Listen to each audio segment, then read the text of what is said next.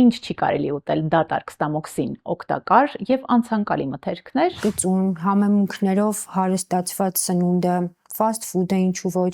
առավոտյան որպես այդպեսին կամ դատարկ ստամոքսին ցանկալի չի։ Դատարկ ստամոքսին սուրճը։ Սուրճը կարող է ուղղակի վնասող էֆեկտ ունենալ եւ անմիջապես դատարկ ստամոքսի սուրճ խմելուց հետո դիտվի այրոցի, ուտելը հետ գալու զգացողություն։ Դատարկ ստամոքսը երկարատև դատարկ պահելը ինչ որ խնդիրներ կարող է առաջացնել։ Եթե չկա սնունդ, պարբերաբար արտահոս կլինի կերակրափող եւ լինի սիմպտոմներ այրոցքի տեսքով։ Դուք դիտում եք միֆերը առողջության մասին հաղորդումը բարև ձեզ։ Ստամոքսը մեր երկրորդ ուղեղն է, արտահայտությունը պատահական չի ասված, որովհետև աղիների աշխատանքից է կախված մեր առողջ կենսագործունեությունը։ Ուրեմն ինչ չի կարելի ուտել դատարկ ստամոքսին, օգտակար եւ անցանկալի մթերքներ, որոնք մեզ կասի գաստրոենտերոլոգ Ռուզաննա Սաֆարյանը, բարև ձեզ։ Բարև ձեզ։ Բժշկուհի, առաջին հերթին ուզում եմ խոսենք աղիքի աշխատանքի եւ առողջության հետ կապի մասին, երբ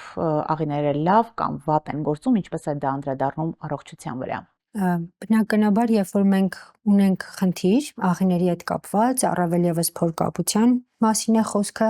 այո, դա կյանքի որակը կնորեն վատացնում է, տրամադրության անկում կարող լինի, կարող է դիտվել հոգնածություն, այսինքն ցանկություն կարող է չլինի ինչ-որ բանով զբաղվել եւ ստեղծվում է արատավոր օղակ, այսպես ասած, որը կարող է խնդիրը իրականում ավելի շատ խորացնել։ Իսկ երբ որ աղիները գործում են կանոնավոր, օրը 1-ից մինչև անգամ 3 անգամ, դա համարվում է նորմալ, այս դեպքում իհարկե նման զգացողություններ չեն լինում եւ կյանքը թվում է ավելի գեղեցիկ։ Այո, դրա համար ասենք ինչու է կարևոր ընտրությունը դատարկ ստամոքսին։ Ցանկալի կամ անցանկալի մթերքների կան այդպիսի մթերքներ, որոնք չի կարելի ուտել դատարկ ստամոքսին։ Բնականաբար կան, կոնկրետ չի կարելին ինձ թվում է մի քիչ խիստ է ասված, բայց ոչ ցանկալի, այո կան, հատկապես եթե մենք ունենք խնդիր, օրինակ մրգերը, որոնք ունեն բարձր թթվայնություն, դա ինչպես գիտենք ցիտրուսներն են, լիմոնը օրինակ, այս մթերքները կարող են ավելի գրգռել լորձաթաղանթը, եթե այն արդեն իսկ զգայուն է։ Օրինակ գծուն համեմունքներով հարստացված սնունդը, fast food-ը ինչու ոչ, առավոտյան որպես այդպեսին կամ դատարկ ստամոքսին ցանկալի չի, որովհետև կարող է ուղղակի վնասող էֆեկտ ունենալ լորձաթաղանթի վրա։ Դուք նշեցիք լիմոնի մասին, նույնը վերաբերում է լիմոնաջրին, նիհարել ցանկացողները այսպիսով դատարկ ստամոքսին լիմոնաջուր խմելով փորձում են նյութափոխանակությունն արագացնել։ Սա նույնպես անցանկալի է։ Այո, լիմոնաջուրը եւ այդ թվում եւ լիմոնը հստակ ապացույցներ չկան, որ ունեն նյութափոխանակությունը ակտիվացնող հատկություն, ասեմ ավելին, դա կարող է խնդիր առաջացնել հատկապես առավոտյան դատարկ ստամոքսին օգտագործելու դեպքում։ Իսկ եթե ավելացնենք իմբիր, որևէ տարբերություն այդպեսին չկա, որովհետև արդեն իսկ ամբողջ լուծույթը ինքը արդեն թթվային է, որը կարող է արդեն դատարկ ստամոքսում առաջացնել խնդիրներ, որովհետև մեր ստամոքսում դատարկ վիճակում արդեն կա թթվային բարձր միջավայր եւ մենք ոնց որ արհեստական այն ավելացնում ենք։ ցանկալի չէ դատարկ ստամոքսին թթվային մթերքների ընդունումը, հիշենք սրա մասին եւ անդրադառնանք ամենատարածվածներից մեկին դատարկ ստամոքսին սուրճը։ Այո, շատ կարևոր եւ տարածված հարց է, հիվանդները միշտ դա հարցնում են։ Ես կտրականապես չեմ արգելում, եթե այդ անհատը տասնյակ տարիներ այդպես ապրել է եւ ոչ մի գանգատ, ոչ մի խնդիր չունի։ Կան որոշակի դեպքեր, օրինակ գաստրոէսոֆագեալ, օրինակ ռեֆլյուքսային հիվանդությունը,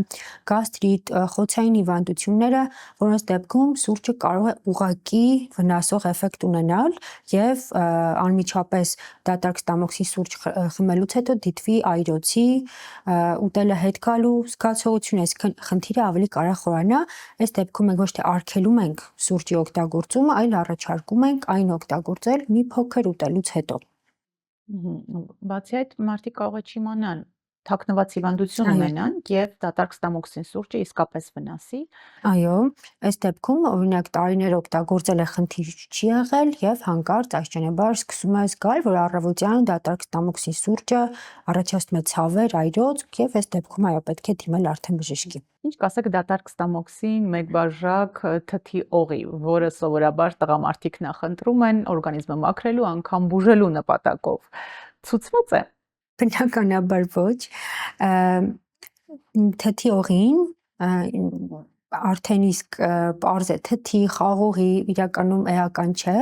այն ունի էթանոլի բարձր տոկոսայնություն եւ դա ուղղակի վնասում է մեր ստամոքսի լորձաթաղանթը, չունի ոչ մի մաքրող էֆեկտ, բնականաբար խորհուրդ չենք տալիս։ Փաստորեն սա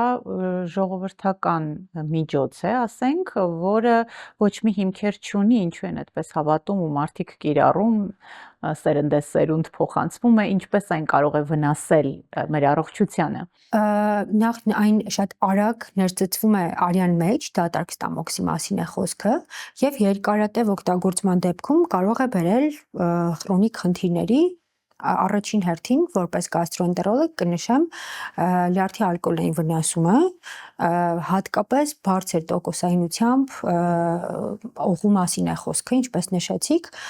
բնականաբար այն չունի ոչ մի էֆեկտ մաքրող եւ ես կտրականապես դեմ եմ այդ միջոցով ստամոքսը մաքրելուն։ Մրգի մասին խոսեցիք բժշկուհի, չի կարելի թթվային մթերքների ընդունումը, իսկ ինչ կասեք հասած բանանի մասին օրինակ, կամ որ մրգերն են ավելի շատ ցուցված առավոտյան։ Օրինակ ոչ հասած բանանը, այն շատ լավ կարող է զուգակցվել օրինակ մի փոքր կաթնաշորի հետ, դա համարվում է շատ լավ նախաճաշ, որպես այդպեսին, եթե հարցնում եք կոնկրետ հասած բանանի մասին, եթե անհատը առողջ է, խնդիր չունի, բնականաբար կարող է օգտագործել, բայց հասած բանանը ունի ֆրուկտոզայի բարձր քանակություն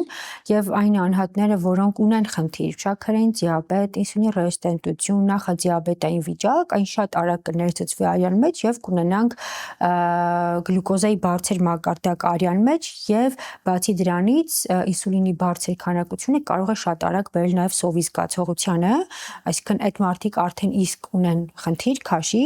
կրկնակի այն կարող է վնասել, դրա համար ցանկալի է օգտագործել առավոտյան, հատկապես ոչ շատ հասած բանան, եթե նախընտրում ենք այդ։ Մրգերի որ այլ տեսակներն են վտանգավոր, ռիսկեր պարունակում, խաղողը օրինակ նույնպես ցանկալի չէ։ Ինչպես հասած բանանը նույնպես կարող է նշված խնդիրները առաջացնել, ավելի, այսպես ասեմ, վնասակար չեն մրգերը առավոտյան, բայց ցանկալի է միշտ այն զուգակցել ինչ որ սպիտակուցային կաթնաթթվային բաղադրիչով մթերքների հետ, միակ որ եթե կա խնդիր, դա ցիտրուսային մրգերն է, որը ցանկալի չէ առավոտյան։ Մնացած բոլոր մրգերը կախված անհատը ունի խնդիր ստամոքսային տրակտի կամ օրինակ դիաբետ թե ոչ, պետք է արդեն ընտրել ինդիվիդուալ։ Խոսենք հացաբուլկեղենի մասին, դատարկ ստամոքսին առավոտյան, հատկապես երեխաներն են օգտագործում, մայրիկները տալիս են կաթնամթերքի հետ, կարող է կաթով խլոպյաներ օրինակ, որքանով է ցուցված երեխաների օրգանիզմին։ Առհասարակ սպիտակ ալյուրով պատրաստված հատկապես քաղցր սնունդը առավոտյան ցանկալի չէ, իհարկե ունի ինչ որ չափով օգտակար էֆեկտ, որ այն շատ արագ կարող է լինի էներգիայի աղբյուր, բայց այն նաև բարձրացնում է արյան մեջ շատ արագ գլյուկոզայի մակարդակ, ինչպես ասացի, էլի շատ արագ, այսինքն մշտական երկար հագեցվածության զգացողություն չի լինում։ Ցանկալի է, այո, խլոպյաները տարբեր են լինում, եթե մենք խոսում ենք վարսակի մասին, օրինակ, դա առողջ է, բայց ուզում եմ նշել, որ երկարեփող վարսակն է առողջարար եւ ցանկալի է այն պատրաստել, եթե չկա կաթի ծանոթանելիություն կաթով կամ ջրով, այսինքն սա եւս նախընտրության հարց է համարվում։ Ասենք ինչու երկարեփողները։ Երկար երբողները իրանք ավելի քիչ մշակված են եւ ավելի շատ բջջանյութ են պարունակում եւ ավելի օգտակար են, իսկ կարճ երբողները սովորաբար իրենց մեջ պարունակվում է շաքարի բարձր քանակություն, դրա համար նախընտրում ենք երկար երբողները։ Դատարկ ստամոքսին հատկապես մարզվողները սննդային հավելումներ են ընդունում, պրոտեին, L-կարնետին, ցուցված է, չի խանգարում։ Ոչ, որպես այդպիսին պրոտեինները իրենք ապահով են, ասեմ ավելին, կան հիվանդություններ, չեմ ցանկանա ձեզ ծանրաբեռնել նշել, բայց կան հիվանդություններ, որոնց դեպքում մենք ինքներս նշանակում ենք այդ պրոտեինները որպես սպիտակուցների աղբյուր, այսպես ասեմ, իրանք չեն վնասում, իրանք ապահովում են երկարատև հագեցվածության զգացումը, բայց ուզում եմ նշել, որ շատ կարևոր է համարվում պրոտեինի օգտագործումից հետո անպայման մարզվելը, որպեսզի մկանային զանգված արդեն ստեղծվի եւ շատ կարևոր է ընտրել ճիշտ բալանսավորված պրոտեիններ համապատասխան տեսակի ամինաթթուների պարունակությամբ, այսինքն քանակությունը պետք է լինի բալանսավորված։ Այս դեպքում մենք չենք վնասում, հակառակը օգնում ենք օրգանիզմին։ Այո, էներգիայի աղբյուր, երկար հագեցվածություն եւ գեղեցիկ մկանային զանգված։ Իսկ որն է այն դեղորայքը, որը հակացուցված է դատարկ ստամոքսին։ Շատ ակտուալ հարց է, բայց սովորաբար արդեն շատերը գիտեն եւ անգամ կան մարդիկ, որոնք իրենց փորձի վրա են դա զգացել, ինչպես գիտենք, դա ցավազրկողներն են, որոնք ուղղակի վնասող էֆեկտ ունեն ստամոքսի լորձաթաղանթի վրա, շատ պացիենտներ ունենք օրվա ընթացքում շատ ցավազրկողներ օգտագործելու ֆոնին, ունենք խոցային խնդիրներ, խոսքը առավելապես ստամոքսի խոցերի մասին է։ Անպայման պետք է օգտագործել ցավազրկողները ուտելուց հետո կամ զուգահեռ օգտագործել ստամոքսը պաշտպանող դեղորայք։ Որոշակի կա հակաբիոտիկների տեսակներ, երկաթի պրեպարատներ եւս ցանկալի չէ օգտագործել դատարկ ստամոքսին։ Իսկ եթե ընդունում ենք, ապա պաշտպանիչ տարբեր դեղորայք պետք է զուգահեռ կարելի, այսինքն անկախ նրանից պաշտպանիչ օգտագործում ենք թե չէ պետք է օգտագործվի ուտելուց հետո, եթե անհատ ունի նաև խնդիր, այսինքն ստամոքսային տրակտի հետ կապված, պարտադիր է համարվում նաև ստամոքսը պաշտպանող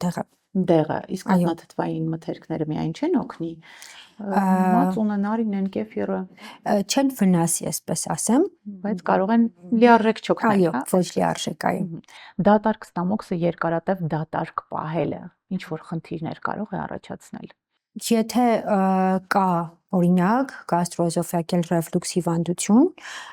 բնականաբար թթվայնության մակարդակը բարձրանում է ստամոքսում, եւ անթեթ արտադրվում է աղաթթուն, այսպես ասած, այն կարող է, եթե չկա սնունդ, պարբերաբար արտահոս կլինի կերակրափող եւ լինի սիմպտոմներ այրոցքի տեսքով։ Բայց վտանգավոր է որպես այդպիսին, այսինքն կյանքին վտանգ սպառնում է, առողջության հետագա ինչ-որ խնդիրների զարգացմանը, ոչ, բայց իհարկե կունենանք էներգիայի կորուստ, աշխատունակության անկում, օրինակ երկարաժամկետ դատարկ ստամոքսը որպես այդպիսին կա քաշի նվազեցման, այսպես ասած, ծրագրերում, դա ինտերվալային քաղցած այդ սովապահությունն է, այո, ես կոնկրետ որպես գաստրոենտերոլոգ կողմ չեմ, ինչու, այո, դա շատ արագ է տալիս էֆեկտ, ես ինքս շատ անհատների ճանաչում եմ, բայց պետք է ընտրել այնպիսի սննդակարգ, որ դա մտնի մեր կյանքի ռիթմի մեջ, այսինքն ինտերվալային այդ սովապահության ընթացքում դա ժամանակավոր երևույթ է եւ փորձը ցույց է տալիս, որ շատ արագ քաշը հավաքում են ավելի շատ անգամ թողնելուց հետո, այո, դրա համար նախ դա ստրես է օրգանիզմի համար, այսինքն օրգանիզմը էներգիա չի ստանում, դիտվում է թուլություն, հոգնածություն, տրամադրության անկում, քաշի նվազեցում դիտվում է, բայց այն շատ արագ հոգնածնում է եւ դադարից հետո նորից քաշի ավելացում է դիտվում։ Իսկ առողջ ապրելակերպը, բալանսավորված սննդակարգը կարելի է պահել ամբողջ կյանքի ընթացքում։ Այո, ինչպես լցնել դատարկ ստամոքսը, օգտակար մթերքներ, որն է առողջ նախաճաշը։ Շատ լավ նախաճաշ է համարվում, ինչպես ասացի ունեք երկար եփող վարսակը, կաթով կամ ջրով, դա նախընտրության հարց է, ձուն, կաթնաթթվային բաղադրիչով սննդամթերքը, ամբողջական հացից պատրաստված օրինակ սննդամթերքը կարող է լինել, այսինքն նախաճաշը իրականում շատ կարևոր է, որովհետև դա ապահովում է մեր ամբողջ օրվա ընթացքը։ ինչպես մենք մեզ կզգանք, ինչպես կբաշխվի մեր էներգիան օրվա ընթացքում, բնականաբար պետք է դրան շատ մեծ ուշադրություն դարձնել, որտեղ դա իրական խնդիր է։ Պացիենտների հետ շփվելուց շատ անհատներ կան, որոնք նշում են, որ ես ուտում եմ օրը մի անգամ, երբ գալիս եմ տուն, կամ օրինակ առաջին նախաճաշը ուշ նախաճաշն է 12-ին 1-ին, այդպես մի արեք։ Ինչու, որովհետև ճիշտ է, դա սովորության հարց է։ Ինչպես նշեցի, առավոտյան նախաճաշը մեր էներգիայի աղբյուրն է։ Երբ որ մենք ունենք լավ նախաճաշ, արդեն այն բաշխվում է ամբողջ օրվա ընթացքում եւ օրվա ընթացքում մենք արդեն շատ չենք ուզում ուտել, որովհետեւ այդ ինչ որ չափով հագեցված զգացողություն կա։ Այսինքն շատակերությունը, այսպես ասած, ավելի հետին պլան է մղվում։ Դրա համար ցանկալի է 3 ժամը 1 փոքր ինտերվալներով ուտել, որ արդեն երեկոյան տուն վերադառնաք, չուտեք մի անգամ մեծ քանակով, ու այսպիսի մարդիկ սովորաբար ունենում են քաշի խնդիր։ Շնորհակալություն Ժուժկոյի ինֆորմատիվ զրույցի համար։ Մենք զրուցում ենք գաստրոենտերոլոգ Ռուզաննա Սաֆարյանի հետ։ Դուք դիտում եք Միֆեր առողջության մասին հաղորդումը։ Շնորհակալություն նաև Յասաման ռեստորանին համագործակցության համար, ինչպես նաև Հովակիմյան էսթետիկ կենտրոնին։ Շարունակեք հետևել մեր թողարկումներին, կարևորը բաց չթողնելու համար, ինչպես նաև բաժանորդագրվեք մեր Facebook-ի, Instagram-ի, TikTok-ի էջերին։ Իսկ մենք կհանդիպենք։